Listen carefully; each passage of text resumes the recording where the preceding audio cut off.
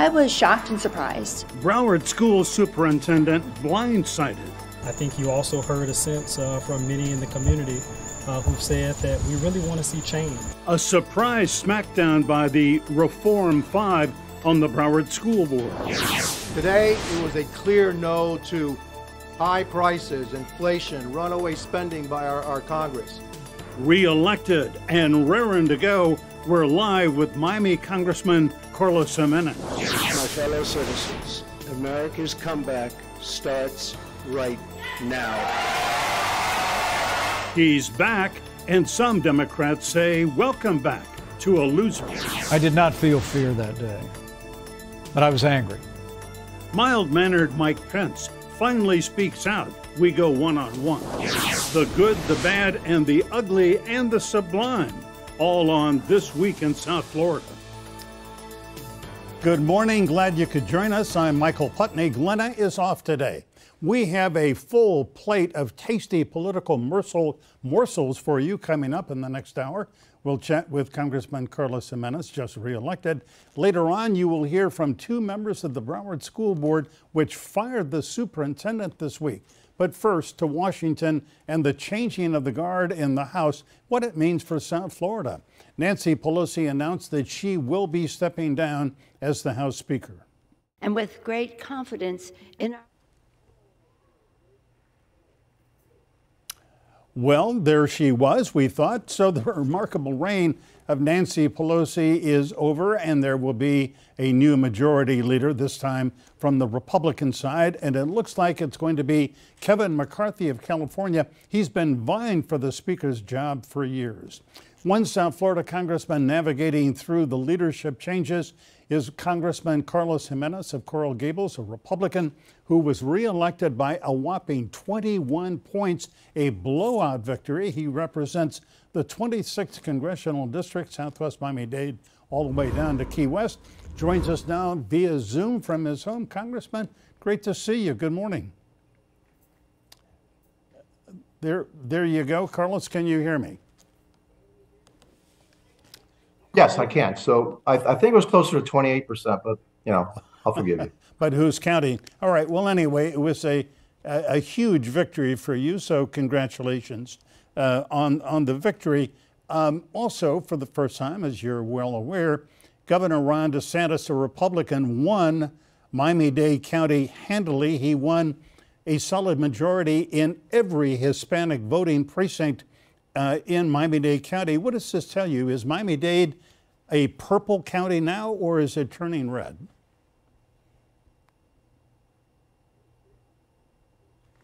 The last three elections have really had a swing to the right. My particular district in 16 was 16 points for Hillary Clinton.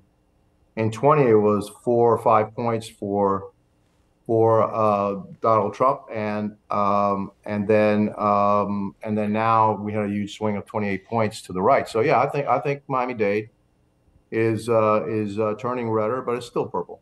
Yeah. Your colleague Maria Elvira Salazar, also reelected, said on election night, this just proves the old adage that Hispanics are Republicans. They just don't know it. Well, in Miami-Dade County, I would say they know it, especially Cuban Americans.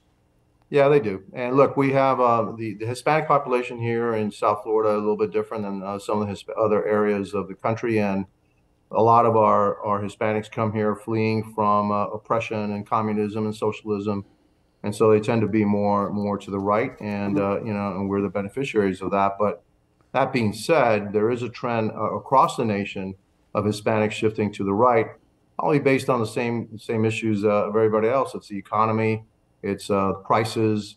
There's also this culture war that's beginning with education, et cetera. Then Hispanics, I think, are a little bit more aligned with us than they are to the Democrat Party. Right. In a minute, I want to get to the way the House of Representatives is going to be led by your party and by probably Kevin McCarthy. First, I need to ask you, as you well know, Tuesday night, Donald Trump at Mar-a-Lago said he is running again. Do you support Donald Trump? Well, I think, you know, I'm going to take a line from our governor that says that we need to just chill out. There's a process that's it's going to happen. We're going to have some great candidates. I'm sure that a lot of people are lining up, and so let's let that go through for a while before we start jumping on one candidate or another. Yeah. Well, it is early, and yet I know I get the email blast from the former president's campaign listing members of Congress who have endorsed him. Have they already asked you for an endorsement? No, but remember, I was endorsed both by the president and by Governor DeSantis, and so again, I think it's healthy for us to have a debate. It's 2 years away. I think we just need to chill out for a while and see how this all going to work out. And as you know, Michael, 1 week is an eternity in politics, so 2 years is really a long, long time in politics. Yeah, from here to eternity. I'll get off the Trump questioning here in a minute, but I need to ask you a question that earlier this week I asked Mike Pence, and we'll play that interview later on. But given everything we know about the former president, about all the allegations, the impeachments, the documents, classified documents at Mar-a-Lago January 6th, should Donald Trump be the president of the United States again?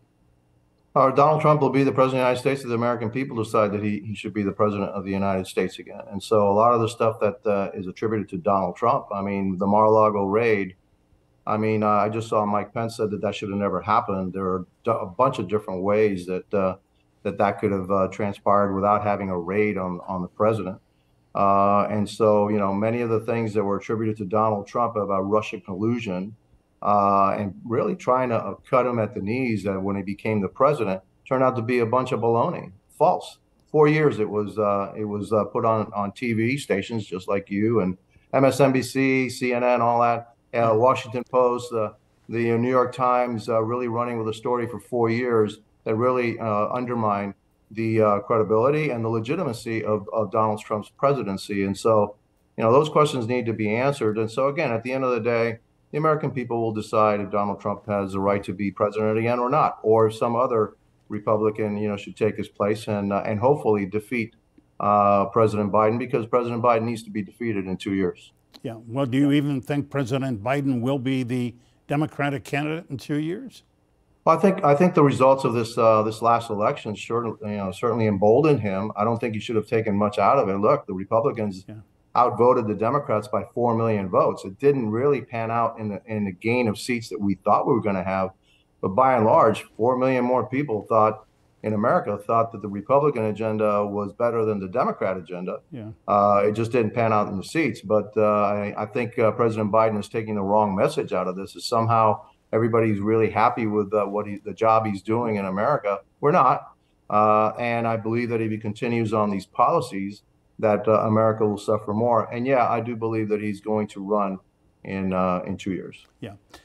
Congressman, as you well know, the leadership in the House of Representatives changing first time and really in years, 20 years. Nancy Pelosi has been the House Speaker. She's stepping aside, letting Hakeem Jeffries, it appears, is going to step forward. And for the Republicans, for your party, the leader is probably going to be Representative Kevin McCarthy of California. Do you believe he will be?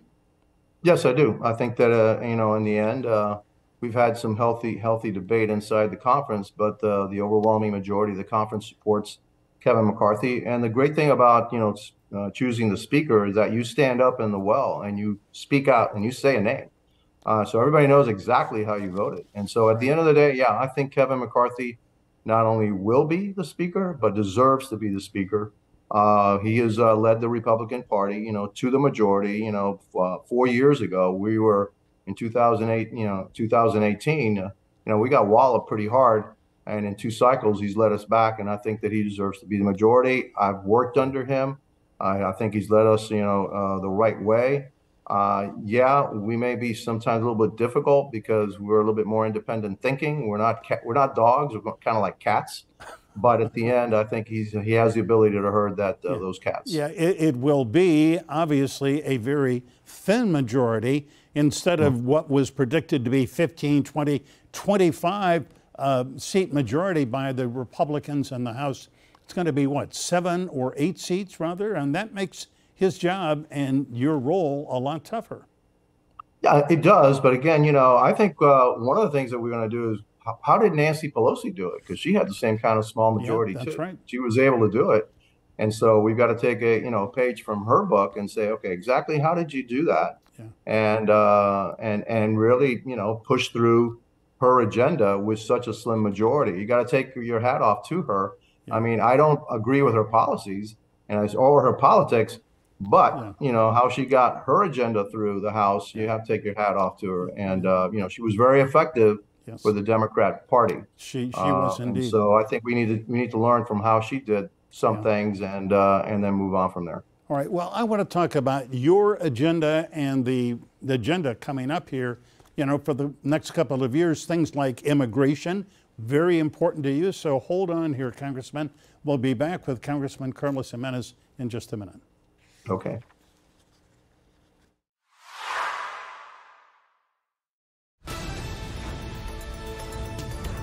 Welcome back on this Sunday morning. We are speaking with Congressman Carlos Gimenez. Very sorry, Congressman. Usually you get up early on Sundays, go out to the Biltmore, play a round of golf. I don't think you did that this morning. No, not today. Not today, Michael. Sorry, I don't play underwater golf. We understand. All right, seriously, Congressman, an issue for you, for the country, is immigration. Other members of Congress, Senator Marco Rubio in 2013 tried hard to get an immigration reform bill. Congressman Mario Diaz-Balart a couple of years ago put it on the line trying to get it. Nobody's been able to do it. Will you and your colleagues this time be able to go back and try to fix this terrible situation that we've got with immigration? Well, the problem, Michael, is that unless we get and secure our border, the conversation stops there. And so the first thing we have to do is secure our border. And right now, we don't have a secure border. And unfortunately, because of the policies of the Biden administration, I don't believe we're going to have a secure border until if and when we get a secure border. Then we can start talking about comprehensive immigration reform, which I think this country absolutely needs. But the Biden administration has to be serious about securing our border, and they're not serious about securing our border. Yeah, we can work on legislation, but again, it won't be partisan. I mean, it won't be bipartisan in nature until we get the border secured. Again, I don't know how many times I have to say it. We have to get that border secured, and then we can move on to see how we can fix the immigration problem here in the United States. Yeah. Well, does Secretary Alexander Mayorkas need to go? Is he part of the problem here? I think the big problem is the Biden administration. It is President Biden and his policies. I don't believe that Secretary Mayorkas is just doing whatever Secretary Mayorkas wants to do. I mean, and if President Biden weren't happy with what's happening at the border and what Secretary Mayorkas was doing, I think Secretary Mayorkas would be gone by now, but he's not. So he's actually, following through on what the Biden administration what President Biden wants to happen. And so, yeah, are they securing our border? No. Are they putting Americans at risk? Yes. Do we have, tons and tons of fentanyl that's killing thousands of Americans, every single month, hundreds every single day flowing through the southern border? Yes. What are they doing about it? Nothing or very little. Well, they would say they are doing the best they can, but the best they can is not obviously good enough.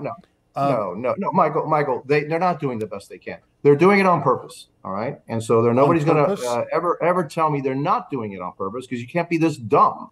I mean, we had policies in place that really had stemmed, and really slowed down the flow of illegal immigration into the United States. The first day that he got into office, he overturned all of those policies, and now you're seeing the results. Hey, just go back to those policies that were working. Why don't you do that? No, because they want this to happen. They want to have millions of people coming through the southern border. I think they're placating their far left agenda of open borders here in the United States. And I'm telling you, it is putting us in danger. But we don't even know who's going through. By the way, there's over 1 billion people we didn't even apprehend. We don't even know who they are. We had close to 80 people on the terrorist watch list that actually wanted to come through and be apprehended. Can you imagine how many more did not want to be apprehended and got through? So look, no, you can't tell me that it's not done on purpose. It's on purpose. They know exactly what they have to do. All right. Well, if we had a Democratic representative, say Debbie Wasserman Schultz, your colleague and friend and Democrat, she would say you're wrong. So, but we acknowledge and respect your point of view, and Congressman, it's always good to But have I would you. say I would say she's wrong. Okay, so fine. Okay. That's what America's about. That's the beauty of America. Well, it is indeed, and good luck being in the majority now in the House. Thank you very much. Thank you, Michael. Carlos. Appreciate it. All right, up next, turmoil in the Broward County School Board. We're going to talk about it with two members about the firing of the superintendent.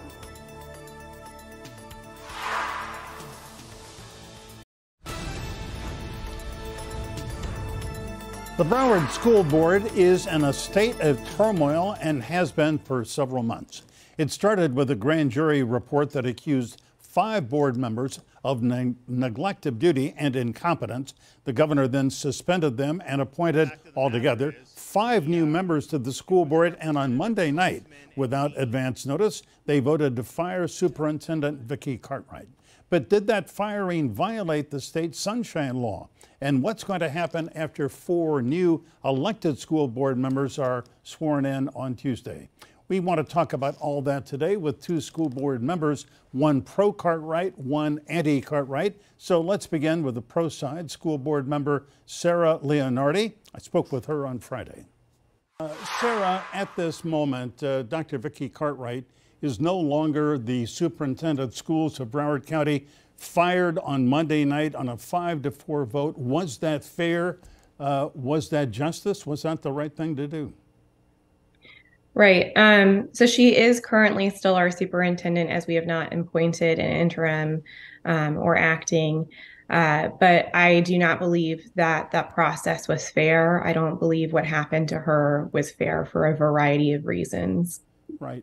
Well, the 5 votes to fire her were by board members who had the authority to do it, but they were appointed by Governor Ron DeSantis. I do not know their political affiliations. I believe most of them are Republicans, and the most important thing is they are not elected by the voters of Broward County. So does that sort of delegitimize what they did? Right. For me, it's not about them. It's about how it all played out. You know, the vote, I think, took place close to 10 o'clock at night. There was no item on the agenda to terminate the superintendent, so a lot of the public was caught off guard. You know, we had given her 90 days, I think 20 days prior to that meeting, to enact an improvement plan. And then we went back on our word. So for me, it's not who voted her to be fired. It's about the process. Right. Well, let's talk first about sunshine law, possible sunshine law violations. Sunshine law obviously says that the business of government has to be conducted in public, and one of the things it requires is public notice of important business before the public. What could be more important than the tenure, the status of the school superintendent? But it was not on that Monday night agenda, was it? No, it was not. And I know that, you know, the next morning and even that evening, I had people calling me and texting me asking, you know, what happened? They were shocked. I was shocked. Yeah. And the school board attorney seemed to be kind of ambivalent about whether it was legal or not what happened. Where did she finally come down? You know, it's her position to protect the school board of Broward County. So I don't know that she would ever come out and say that we committed a sunshine violation. I do know I read in the Miami Herald that Barbara Peterson, who's the director of the Florida Center for Government Accountability and who specializes in this, said it was likely a sunshine law violation, and that if she were the board attorney, she would have recommended that we not go through with that vote. So I think there's a lot of conflicting opinions. And I know Ms. Batista, our attorney, did have, you know, some, in your words, ambivalent views on this. And she did say that the sunshine law is very vague. But I think when you come down to logistics and common sense, people did not see this on the agenda. They were not prepared for this. I would say the public did not have an opportunity, a reasonable opportunity to come and comment on this and provide their input. So, you know, it's really out of the spirit of the sunshine, I believe. Yeah. Sarah, you just mentioned that, in fact, only about 20 days ago, the school board had agreed to give Vicki Cartwright 90 days to improve in 15, I guess, areas where there are concerns about competence or how the work is being handled. Why do you think that suddenly there was this rush to get rid of her, even though she had been given this period of time? I have no idea. I don't know what was in the hearts and minds of the people who voted to fire her and the people who brought that motion forward. But I think it really sends a chilling message to all of our employees about how they can rely on us for due process and things like that. And that is not the message that I want to send to our employees and to the public. Yeah. You cannot see it, Sarah, but we are putting up on the screen the list of the votes on firing Dr. Cartwright and voting yes, where Chairman Tori Alston, Kevin Tynan, Ryan Ryder, Daniel Foganholy, and Manuel Serrano. And those voting no included you, Lori Aldeff, Deborah Hickson, and Nora Rupert. Now, on Tuesday night, Nora and Lori are going to be reinstated, sworn in for another term, but there are going to be 4 new members of the school board. Now, that changes the dynamic. How is it going to change? It's really hard for me to say. I haven't spent time on the dais with these folks, so it's hard for me to know, what's in their minds, how they might vote on certain things. So that will kind of come out as public discussion continues with the board on the dais. So I look forward to working with my new colleagues and seeing where they are on these issues. Right. Is it possible that the newly reconstituted school board could say we want to reinstate Vicki Cartwright as the superintendent? It is most certainly possible, yes. Yeah. She is still on the payroll. I guess her contract called for that. So it's not as if she's gone anywhere. She is there. Is she, I mean, the Broward County Public Schools is a huge corporate governmental enterprise. Is she still, as it were, the leader of the Broward County Public Schools? Yes, she is. Her contract allows for a 60-day notice for termination without cause, which is what happened the other night. I've seen her out and about in the district. She's carrying herself with extreme grace and poise and still carrying out the jobs and duties of the superintendent. I believe even this afternoon, she's going to be on a workshop for the Florida Department of Education. So you've got to hand it to her. She's been through the ringer and she's still doing her job like she should. Yeah, and she has shown, in my view, a lot of dignity and has not risen to any kind of attack tactics. I mean, she has laid back, so good on her. Sarah Leonardi, great to speak with you. Upcoming, we're going to talk to your colleague, Kevin Tynan. We'll get another view of what happened. But for now, thank you very much. Thank you so much. Okay. Stay with us. We'll be right back.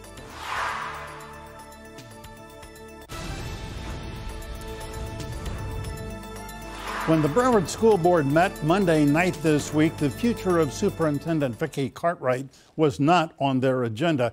It was, however, on the agenda of Daniel Foganholy. It was his last day on the Broward School Board, and it was he who made the motion to fire Cartwright with minimal discussion, no public input. The board voted 5-4 to fire her, and one of the 5 members voting to fire her was Kevin Tynan. It was his that was the deciding 5th vote. Kevin Tynan is a longtime attorney in Broward County and has served here on the Broward School Board since August, and his term ends Tuesday. Kevin Tynan, welcome. Glad to see you again.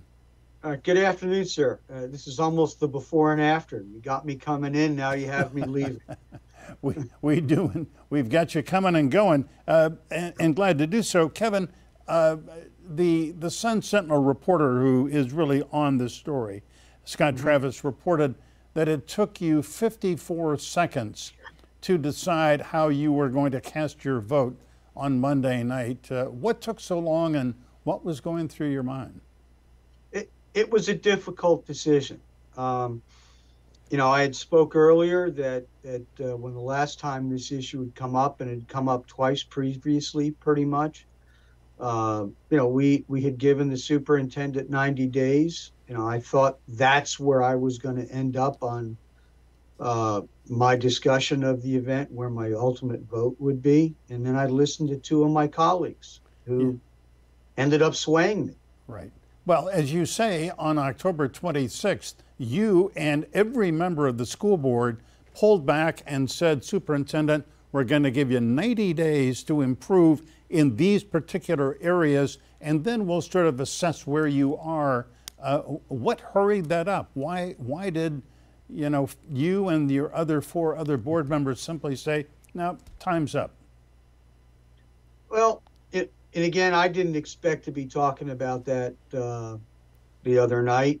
Certainly, Mr. Fogenholy made a presentation. He put forward a motion. The chairman seconded it. Nobody else spoke up. At that point in time, there was some discussion about it, although quite frankly, we had a tremendous amount of public input on the 2 previous times. Yeah. And what made it for me in the end, and yeah, I took a long time. I didn't want to shoot from the hip and say yes or no. I wanted to think about it for a moment. And in the end, my analysis was, you know, we knew that certain people needed to be terminated or at least gotten out of jobs. And the audits that came out that evening clearly pointed for why one of those people should have been fired, because he didn't even share or provide documents to the auditor. Right. Was that the audit on the company that provides the graduation caps and gowns, which that is correct, had a sweetheart deal with the Broward County School Board, kind of suspect? And I don't know if it was a sweetheart deal as much as you know, what they were doing around the corners and cheating the parents. Yeah. Well, it certainly looked that way. You know, Mr. Tynan, I certainly concede that you, and I suspect the other 4 members appointed by the governor, want the Broward County Public Schools to function well and competently and to manage their money, like the $800 million bond issue for school reconstruction, to handle all that well. And it's pretty clear there have been serious problems. On the other hand, the message of firing the superintendent sends says, boy, this is a hot mess. The Broward County School Board is just kind of a hot mess right now. And unfortunately, it's been a hot mess for a long time. It's not just this superintendent, and it's others, but it's not necessarily the superintendent. It's the people underneath, right, that are entrenched. And, you know, to use a euphemism from my colleague, Mr. Serrano, you know, sometimes the coach pays. Yeah. You know, it's unfortunate. And again, I respect the superintendent, and I heard my colleague, Ms. Leonardi, she has handled this calmly and professionally. And, you know, I was one of the people that firmed up that by contract, she has 60 days. You know, we need to honor that. Yeah. There are going to be 4 newly elected school board members sworn in on Tuesday. Quite possible they could vote to reinstate Vicki Cartwright. Is that, you see that on the horizon?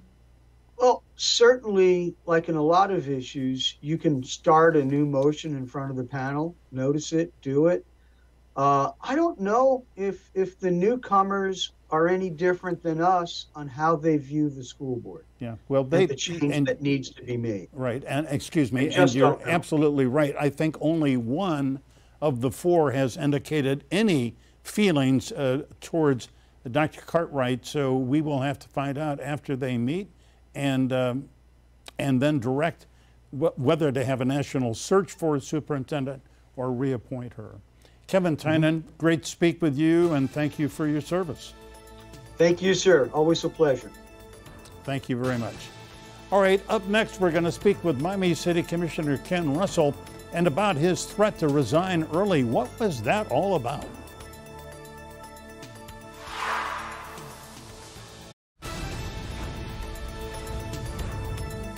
The City of Miami City Commission consists of just 5 members, each with his or her own little fiefdom to rule over, and infighting among the commissioners is always constant. Infighting reached a pitched level this week when Commissioner Ken Russell, who is leaving office in January, tried to make sure that some big items that he's interested in, that they get before the commission next month while he can still vote on them.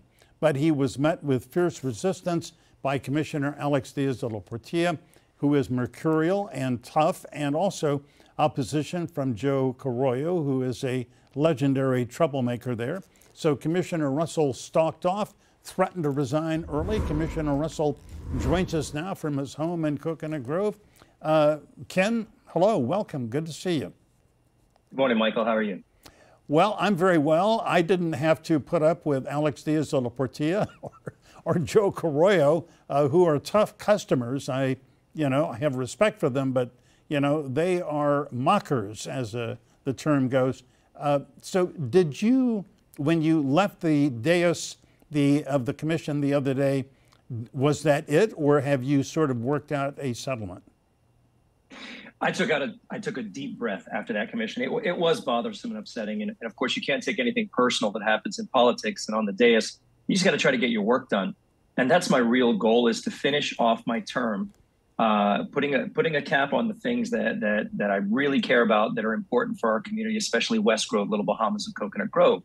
So I've reached out to the clerk and asked to try to get a quorum to get that December 8th meeting back on the agenda. And I've heard at least one commissioner will do it with me so far, and we need one more. So I'm hoping that Chairwoman Christine King joins so that we just simply do our job as commissioners and show up for work in December. All right. So if Commissioner Manolo Reyes is willing to go along and Chair Christine King, that's not enough to get the meeting back on, is it? It is. With only 5 commissioners, a quorum is 3. And so if 3 people show up, 3 people can vote, 3 people can get the work done. This is literally unprecedented, that when one commissioner wants to go on vacation, and literally that was the reason given, I want to spend time with family, that the rest of the business of the city completely halts. And for commissioners that get paid over $100,000 a year, for us to take a break from mid-November to mid-January is disrespectful to the residents, and it's dishonorable to the job that we're there to do. We just got to show up on December 8th and cast our votes. It's really not that hard. Yeah. Ken, I read that there is at stake, what you want to see resolved is $300,000 in anti-poverty funds. Explain how that is at stake and what you want to happen. Sure. We have an initiative called API, where each commissioner works on things in their district specifically, and if those initiatives qualify for the grants, it needs a vote of the full commission, but commissioners have never gotten in the way of other commissioners and how they spend those API funds. Yeah. If I'm not there to vote on it and I'm gone in January anyway, they really realize that they've really robbed me of my last meeting, if we want to be very clear about it. So this is just some silly petty bullying. But it has a big effect on the community. And it's not just those API grants. We have a lot of rezoning issues. If you drive down Grand Avenue, you see the blight on that street. I've come with a zoning overlay that can actually incentivize affordable housing. And it's taken me months to put together with the community and all the stakeholders, including Congresswoman Frederica Wilson, whose Bahamian Museum is involved in that rezoning along with affordable housing. So all of that goes in the garbage, but for that December meeting. Yeah. Ken, I have to say, I have been going to meetings of the Miami City Commission for more than 3 decades. I've seen some fairly outrageous things happen down there. I mean, it is good theater and bad government a lot of the time. And this is not a personal attack at all, but I have to say, Commissioner Diaz de la Portilla, Commissioner Carollo, they are kind of classic tough guys, antagonists. They like to yank your chain because you are a honest, decent, straightforward guy, and they need somebody to be their straight man. They make you their straight man a lot of the time, don't they? I'm happy to play that part as long as I get the work done. And it's never been pretty on the City of Miami Commission, but we have gotten the work done. And I'm really proud of it. Over my last 7 years, items I've sponsored, I've gotten passed. I've found the votes for every single time. And it's government oversight, police oversight, affordable housing, the environment, climate change. I've written and passed some of the most aggressive legislation in the entire state of Florida on all of these subjects and gotten them passed. So if I have to go along with the theater and play, you know, the straight man to the, you know, to the comedy that goes on up there, I'm okay with that, as long as the work gets done. You're a bigger man. Unfortunately, in this case, you're a bigger man than I would be in that same situation. I want to compliment you. I remember when you began your political career in Miami by getting toxic dirt out of Merry Christmas Park in the South Grove. I used to live on Barbarossa Avenue in South Coral Gables, right across the street. Used to love to go over there and play Frisbee. And I had no idea that the ground was toxic, but you found that out and you fixed it. So good for you. Thank you. I live on Barbarossa Avenue and with my kids and family. And when I realized that park was contaminated, I literally said, who is my commissioner? What is a commissioner and how do we get this fixed? I organized my neighborhood. I learned everything I could about the science and we got it done. And when I found out there were 5 other contaminated parks, I decided to run for office. What this has taught me and should teach everybody is that anybody, even a surfboard salesman like myself, can get off their couch and make a difference in their community. And the toll you pay for that with your privacy or the public, you know, scrutiny you get is all worth it for the type of change you can implement in your community. So regardless of the tough politics, I recommend anyone who believes they would want to change their community, you are ready for it, you are qualified for it, and you should get up and do it. I like that message a lot, and I hope you get the December meeting and get your issues resolved before you leave the commission in January. Ken Russell, thanks a million. Appreciate it. Thank you very much. Take care, Mike. Okay. We'll be right back with former Vice President Mike Pence.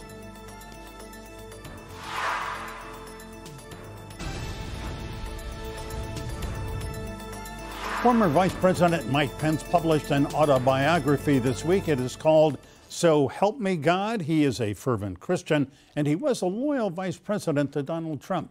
Mike Pence is a placid man, slow to anger, but he told me this week that he is angry that Donald Trump put him and his family at risk on January 6th. I spoke with him on Tuesday, so some of the time references here are dated, but the substance of the interview is worth hearing. Mr. Vice President, the chants that we all heard from the Capitol on January 6th, hang Mike Pence, we saw the gallows outside. Frankly, it gave me shivers. It was frightening. Were you frightened? Well, Michael, I can tell you that by God's grace, I did not feel fear that day, but I was angry. I was angry at what I saw. Rioters ransacking the Capitol, vandalizing, assaulting police officers. And as I write in my book, So Help Me God, I was filled with indignation. Not this, not here, not in America. And I was determined in that moment to set aside my feelings, even my anger, and work the problem. And we did that. And thanks to the courage of law enforcement, the unity shown by Republican and Democrat leaders in the Congress, we were able to quell the violence, reconvene the Congress, and a day of tragedy became a triumph of freedom. And I'll always believe that we did our duty under the Constitution that day. We kept our oath, as the Bible says, even when it hurts, and ensured the peaceful transfer of power. And it was transferred, even though Mr. Trump continues to this day and May tonight, when he announces that he's running again, contend that the election in 2020 was stolen from him. Was it stolen? No, the election of 2020 was not stolen. We have a system in this country where states like Florida conduct elections. If there are questions, they're reviewed by the courts. Then the states certify those elections, and the role of the Congress is to open and count those electoral votes. All of that happened through difficult times, through irregularities that did take place in a number of states around the country, allegations of fraud, evidence of which never really came to the fore. I thought it was important that we have that debate in the Congress on January 6th, that we hear the concerns of members, we hear the objections, but at the end of the day that we complete our work and we ensure the peaceful transfer of power, and by God's grace, that's just what we did. Yeah. Mr. Pence, you are telling your story now, nearly 2 years later in your book, So Help Me God. Why did it take 2 years for you to tell the story, since we now know from your book and from the interview you did with David Muir last night that you were really angry and that this was, you know, a traumatic situation for you and for the nation? Well, Michael, I would tell you that writing a book is a large project. And So Help Me God is really the story of my whole life and my journey, my coming to faith in Christ, being raised by a combat veteran and a first-generation Irish American. It's a story of my family, my incredible wife Karen, and our kids, our service in Congress and as governor. And I think it is the most fulsome record of the Trump-Pence administration that's been written, showing how we made this country more strong and prosperous. And I wanted to get all that on paper. But when it comes to January 6th, Michael, I would say respectfully that I spoke about January 6th first on January 6th, both in my letter to Congress and when I addressed the Senate when we reconvened. I spoke about it after 100 days of the Biden administration. When I traveled out on the road, I spoke at the Reagan Library when I said that there was no idea more un-American than the idea that one person could choose the president. And, you know, Michael, we've spoken about it throughout, but I thought telling the whole story, how and why we did what we did and who we are, was important. It was a privilege to do it, and so help me God. All right, one final question, if I may. Tonight, we expect Donald Trump to say he is running again for president. Should he be president? I think that'll be a decision for the American people. And, you know, my family and I, after we get this book tour done, we're going to sit down over the Christmas holidays and give prayerful consideration to what our role might be, whether or not we might be in that field. But I trust the American people, Republican primary voters will sort that out. I think we'll have many choices in the days ahead, and we just might be a part of it, Michael. Well, the American voters always do make the decision, usually the right one. But what about you personally? I mean, do you believe, given everything that you've experienced with Donald Trump, that he should be the president of the United States again? Well, I think no one could have defeated Hillary Clinton in 2016 other than Donald Trump. But for 2024, I think we'll have better choices. Mm-hmm. I think we'll have candidates better fitted to the times. Yeah.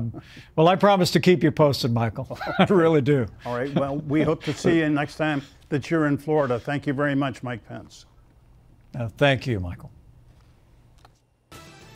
Sounds like he's running. To rewatch today's interviews or listen to This Week in South Florida, the podcast, scan this QR code with your phone. It will take you right to the This Week in South Florida section of Local10.com. We thank you for being here with us. We are online 24/7. And remember, as always, stay informed, get involved. Have a happy Thanksgiving.